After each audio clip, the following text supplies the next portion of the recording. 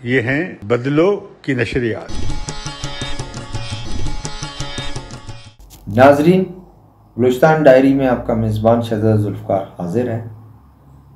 नाजरीन, आज हम बात करेंगे एक ऐसे शख्स के मुतल्लिक, एक ऐसी शख्सियत के मुतल्लिक जो आज हम में नहीं है। मीर हासिल खान बिज़िंजो, जिनका गुज़िश्ता दिनों इंतकाल हुआ और तशख़ीस डॉक्टरों ने किया कि 3rd ग्रेड की के सरतान के आंतों की सरतान में मुब्तला हैं और उनका विल पावर इतना मजबूत था, अगर कोई और होता शायद 2 हफ्ते, 4 हफ्ते, महीने, 1.5 महीने में वो इंतकाल कर जाता। लेकिन उनका विल पावर इतना मजबूत था कि इस कैंसर के मर्ज़ में मुब्तला हुए और उनका जो कीमो से गुज़रे हैं, वो कीमोथेरापी उनका हुआ और उसमें उनके कई कोर्स से वो गुज़रे। उसके बावजूद नाज़रीन, आपको याद होगा कि सेनेट का एक ऐसा इलेक्शन जिसमें वो उम्मीदवार थे, अपोजिशन पार्टीज़ की तरफ से वो उम्मीदवार थे चेयरमैन सेनेट के लिए, और नो कॉन्फिडेंस मोशन जो मौजूदा चेयरमैन सेनेट है मोहम्मद सादिक संजरानी, उनके ख़िलाफ़ पेश किया गया और डिप्टी चेयरमैन सेनेट उनके ख़िलाफ़ भी पेश किया गया। लेकिन सबसे ज़्यादा मेरे ख़्याल में जो मसला हुआ वो यही हुआ कि ज़ाहिर है कुछ लोग रातों रात तोड़ लिए गए, जिसकी वजह से वो काफ़ी बहुत ही नाराज़ भी थे और बहुत ज़्यादा उनकी जो धुआंधार तकरीरें जो ऐवान में उन्होंने किया काफ़ी मशहूर हुई। जैसा आप जानते हैं, मीर हासिल बिज़िंजो दूसरे नंबर पर, अपने भाइयों में दूसरे नंबर पर थे और जिस वक्त मीर साहब का इंतकाल हुआ, उनके वालिद मीर हौसबख्श बिज़िंजो जो एक सीनियर पॉलिटिशियंस थे और जितने पॉलिटिशियंस उनके बाद सरदार थे, नवाब थे, वो अपना उस्ताद उनको गिरदानते थे।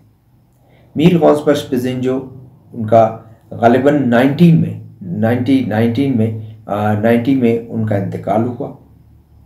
वो भी सरतान के मर्ज़ में थे और उसके बाद ये तमाम लोग ये समझते रहे कि उनके बाद मीर बीज़न बिज़िंजो जो उनके बड़े साहबजादे थे, उनको बनाया, पार्टी का सरबराह भी बनाया गया और वो उनकी जगह ले लेंगे।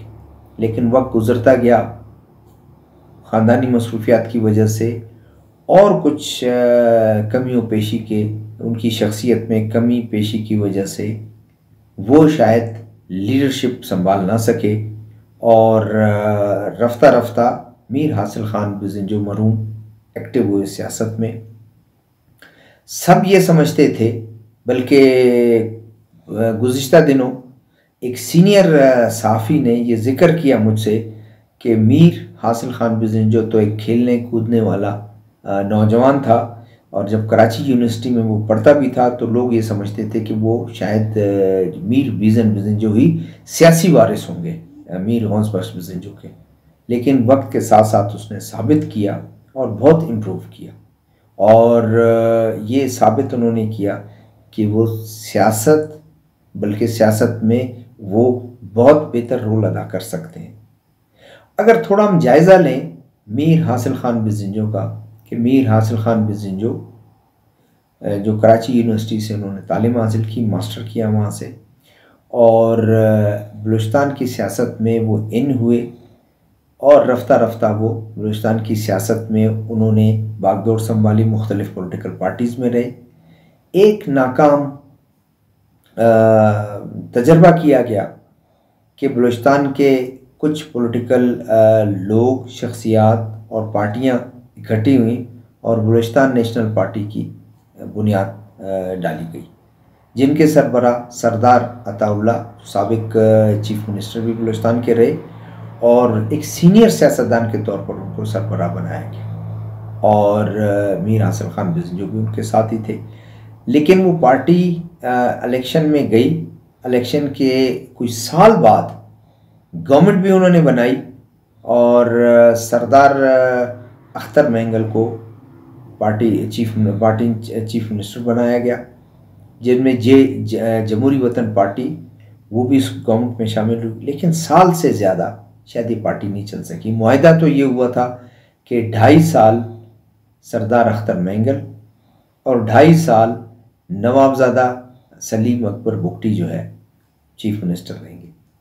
लेकिन ये साल से पहले ही सबसे पहले JWP और BNP में अनबन शुरू हो गई और मीर हासिल खान बिज़िंजो ये कोशिश करते भी रहे कि किसी तरह ये गवर्नमेंट आगे चले। लेकिन जब बलूचिस्तान नेशनल पार्टी में दरार पड़ गई, 11 में से 7 MPA एक तरफ हो गए और मीर हासिल खान बिज़िंजो ने यकीनन 7 इन 7 MPAs का दिया। सरदार अताउल्लाह मैंगल के जो हामी थे मीर असलम गिचकी साहब, प्रिंस मूसा जान साहब, डॉक्टर तारा चंद साहब और सरदार अख्तर मैंगल, ये 4 एक तरफ हो गए और नई गवर्नमेंट बनाई गई जो मुस्लिम लीग की थी। उस वक्त मुस्लिम लीग नून का नाम नहीं था और मुस्लिम लीग की गवर्नमेंट बनी। मुस्लिम लीग की गवर्नमेंट जब बनी तो मीर जान मोहम्मद जमाली को चीफ मिनिस्टर बनाया गया और मीर हासिल खान बिज़िंजो ने उसमें रोल प्ले किया। और एक वक्त ऐसा भी आया कि मियां नवाज शरीफ, हालांकि मियां नवाज शरीफ उस गवर्नमेंट की चेंज में शामिल थे, लेकिन एक ऐसा वक्त आया कि जब मियां नवाज शरीफ ने खुद माफ़ी भी मांगी और कहा कि बरमिला, ये पब्लिकली उन्होंने कहा, जो अखबारात में उनके बयान भी छपे हैं कि ये मेरी संगीन गलतियों में से है या संगीन गलती है कि मैंने BNP की हुकूमत को गिराया। यहाँ से सफ़र शुरू होता है कि मीर हासिल खान बिज़िंजो मियां नवाज शरीफ के करीब होते हैं और उसके बाद इलेक्शन दोबारा होते हैं। 2001 या 2 में कौमी असम्बली और सूबाई असम्बलियों के इलेक्शन होते हैं और 99 में गवर्नमेंट तमाम ख़त्म हो जाती हैं। वो गवर्नमेंट जिसमें मीर हासिल खान बिज़िंजो और उनके हामी होते हैं वो ख़त्म हो जाता है। जनरल मुशर्रफ टेक ओवर कर लेता है।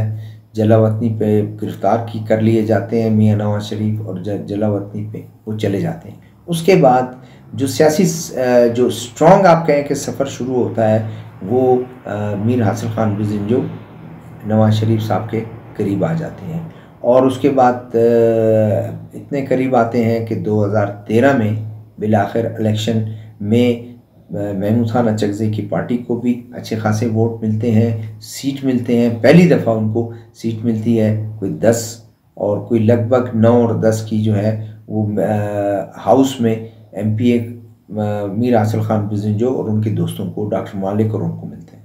यहाँ भी 2.5 साल का मुआहदा होता है और 2.5 साल के लिए डॉक्टर अब्दुल मालिक चीफ मिनिस्टर बनते हैं और रेस्ट ऑफ द 2.5 साल के लिए लामाला 2.5 साल जब कंप्लीट होते हैं तो सरदार सनाउल्लाह ज़हरी को नून लीग जो है उनको नॉमिनेट करती है और 2 साल तकरीबन गुजारते हैं और उसके बाद फिर उनकी पार्टी में भी रिवॉल्ट आ जाता है और मजबूर हो जाते हैं सरदार सनाउल्लाह ज़हरी के वो स्टेप डाउन हो जाएं और मीर हासिल बिज़िंजो ने यहाँ भी अपना एक कलीदी रोल अदा किया। कोशिश की कि सरदार सनाउल्लाह ज़हरी उस नो कॉन्फिडेंस का मुकाबला करें असम्बली में, लेकिन वो मुकाबला नहीं कर पाते हैं और उससे पहले ही वो इस्तीफ़ा दे देते हैं। महमूद खान अचकज़ई ने बड़ी कोशिश की। यहाँ से चेंजेस आती हैं और उसके बाद मियां नवाज शरीफ के ख़िलाफ़ केसेस भी बनती हैं, PTI की हुकूमत आती है। लेकिन मीर हासिल खान बिज़िंजो उस करीब होने के नाते एक उनकी सियासत में एक शिफ्ट आती है।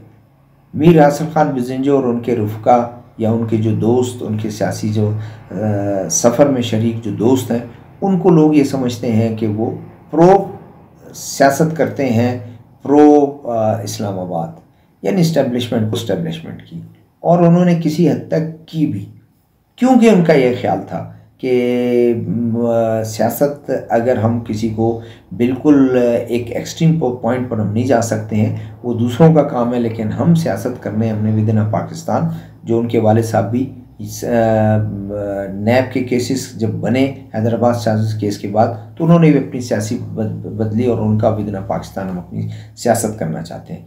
अब यहाँ पर मीर हासिल खान बिज़िंजो लेके थोड़े से उन्होंने जब उनकी गवर्नमेंट 2018 के इलेक्शन होते हैं और उसमें मीर नवाज शरीफ साहब जब उनके खिलाफ केसेस बनाते हैं तो क्लियरली उनकी एक पोजीशन बनती है कि वो पोजीशन में उन्हीं का साथ देते हैं और उन्हीं के साथ ही रहते हैं, जिस पर बहुत ज़्यादा अप्रिशिएट भी लोगों ने उन्होंने किया। और जिस तरह मैं एक जिक्र मैं कर चुका हूँ, मीर सादिक संजरानी के ख़िलाफ़ वो नो कॉन्फिडेंस का मोशन भी आया और पुरुमीद थे, तमाम लोग पुरुमीद थे कि बहुत आराम से, क्योंकि सेनेट में अपोजिशन पार्टीज़ की मेजॉरिटी है, बहुत आराम से वो इनको रिमूव कर देंगे। लेकिन होता क्या है, रातों रात लोग तोड़ दिए ले जाते हैं और उसके बाद इनकी ज़बान में एक तलखी आती है और वो आखिर तक डट जाते हैं कि जो कुछ हुआ वो बिल्कुल गलत है। जीत मीर सादिक संजरानी की नहीं है, जीत उन लोगों की है जो डेमोक्रेसी पर जो है शबखून मारते हैं। और इसी तरह ये सिलसिला चलता है और वो आखिरी तक डटे होते हैं। दूसरा जो एक उनका वो एक था क्लियर सियासत, बहुत से लोग इख्तिलाफ करेंगे उनसे, लेकिन उनका डट के उन्होंने मुकाबला किया। जितने नौजवान हैं जो पहाड़ में हैं और जो बिल्कुल बिलीव नहीं करते हैं, वो मिलिटेंट्स, बलोच मिलिटेंट्स, उनके ख़िलाफ़ भी वो डट के खड़े हुए और उन्होंने वाज़े तौर पर अपना एक मौक़िफ़ पेश करते रहे। उनके पार्टी के जो करीबी जो दोस्त थे, उनमें से जो डॉक्टर मालिक के भी करीबी दोस्त थे, मीर मौला बख्श दश्ती साहब, उनको मार दिया गया, कत्ल कर दिया गया। नसीम जंगियान डॉक्टर, उनको कत्ल कर दिया गया। और उसके बाद कोई एक आधा दर्जन या एक दर्जन के करीब कारकुन भी जो है नेशनल पार्टी के उसमें मारे गए। और उसके बावजूद भी उन्होंने डट के इसका मुकाबला किया और आखिर तक वो कहते रहे कि मिलिटेंट जो कर रहे हैं वो ठीक नहीं कर रहे हैं। एक उनका रोल जो सेंसस हुआ, जो एक कंट्रोवर्सी का शिकार था कि बलोच यहाँ पर, क्योंकि अफगान महाजर 79 के बाद बड़ी तादाद में आए हैं और उसके बाद भी आते रहे हैं और ये मिलियंस की तादाद में है बलूचिस्तान में। सिर्फ कोयटा में एक अंदाजे के मुताबिक 12 से 15 लाख महाजर हैं और वो काउंट कर दिए जाएंगे और वो डेमोग्राफी में चेंज आ जाएगा और बड़ा एक मसला हो जाएगा, ये हो जाएगा। उस पर भी उन्होंने इस चीज़ का मौक़िफ़ साफ तौर पर उन्होंने किया कि नहीं, हमने इस चीज़ का मुकाबला करना है। अलबत्ता बलोच कौम परस्त हलकों में ज़रूर लोगों ने उनकी मुखालफत की कि जब उन्होंने पोर्ट की जो तरक्की का जो सिलसिला है उसकी जो है उन्होंने हिमायत की। कौम परस्त मशरूत हिमायत चाहते थे कि मशरूत हिमायत होनी चाहिए। मशरूत हिमायत क्या? अगर वो गारंटी देते हैं कि बलोच इसमें मजबूत स्टेक होल्डर होगा, ग्वादर पोर्ट और दूसरे तरक्याती बड़े प्रोजेक्ट्स में अगर बलोच या उन एरियाज़ में जहाँ जो पश्तून आबाद हैं वहाँ उस प्रोजेक्ट में वहाँ के जो मकामी लोग हैं वो शरीक होंगे, उनको उससे फ़ायदा होगा, तब ही हम इसकी हिमायत करेंगे। जिसमें BNP सरदार अख्तर मेंगल वाज़े तौर पर वो उसकी मुखालफत करती रही और कहती रही कि गारंटी हमें दी जाए कि बलोच या पश्तून जो उन एरियाज़ में या ग्वादर से मुतल्लिक अगर यह है कि मकामी लोगों को और बलोचों को अगर उसमें अकोमोडेट किया जाता है तो फिर ठीक है, अदरवाइज़ हम इसको मानते नहीं। लेकिन नेशनल पार्टी पे काफ़ी तनकीद भी होती रही क्योंकि वो समझते थे कि तरक्की का रास्ता हम रोक नहीं सकते हैं। तरक्की बलोचों के लिए और बलूचिस्तानियों के लिए जो है उनके हक़ में है और उनमें उसमें शरीक होना चाहिए। ये एक हम समझते हैं कि मीर हासिल बिज़िंजो अपने तौर पर उन्होंने इन तमाम सियासत में उनकी एक ग्रिप भी थी और वो अपना रोल अदा करते रहे और एक श्रूड सियासतदान के तौर पर जाने जाते थे। अब हमने देखना यह है कि बिज़िंजो ख़ानदान में अब कौन सा ऐसा सियासतदान है, कौन सा ऐसा नौजवान है जो मीर हासिल बिज़िंजो को रिप्लेस करेगा, जो उनको फॉलो करेगा। मीर ताहिर बिज़िंजो जो उनके कज़न भी हैं और वो काफ़ी एक इंटेलेक्चुअल टाइप के बंदे भी हैं। मुझे नहीं लगता कि वो उनको रिप्लेस करेंगे, लेकिन किसी नौजवान को उनको रिप्लेस करना पड़ेगा, उनकी जगह लेनी पड़ेगी। अगर कोई नौजवान आता है तो मैं समझता हूँ कि नाल की सियासत या नाल जो है दोबारा से कौमी उस सीन पे दोबारा उभरेगा और बजिंजो उस सियासत को लेके उस लेगेसी को आगे लेके चलेगा कि वाज़े तौर पर मीर गौस बख्श बजिंजो, मीर हासिल खान बजिंजो एक ट्रू डेमोक्रेटिक लोग थे, हमेशा इंसानी हकूक़ की बात करते थे, प्रेस फ्रीडम की बात करते थे, फ्रीडम ऑफ एक्सप्रेशन की बात करते थे। अगर वो उनमें से कोई नौजवान उनको लेके चलेगा तो हम समझते हैं कि शायद लोगों को एक उम्मीद होगी। और लामाला मीर हासिल खान बजिंजो ने ये अभी तक किसी को पता नहीं है कि उन्होंने अपने किसी नौजवान, अपने ख़ानदान के किसी नौजवान या अपने बेटे को पहले सियासत में आने का कोई मशवरा दिया था या उसको लाना चाहते हैं। अब तो ये भी पता चलेगा कि उनकी जो निशस्त खाली होने वाली निशस्त पे वो किसको नॉमिनेट करते हैं। मीर ताहिर बजिंजो पहले ऑलरेडी सेनेटर है, शायद उम्मीद की जा सकती है कि उनका बेटा शावश बजिंजो शायद उनकी जगह इस वीकेंड सीट पर आए और इसी तरह वो सपोर्ट लें 3-4 महीने के लिए। और एक टेस्ट केस है शावश के लिए कि शावश अपने बाप और दादा की इस लेगेसी को आगे लेके चल रहा है या वो उसी तरह एक आम तौर पर रहेगा एक नौजवान के तौर पर और प्रूव ना कर सके अपने आप को। शुक्रिया। ये हैं बदलो की नशरियात।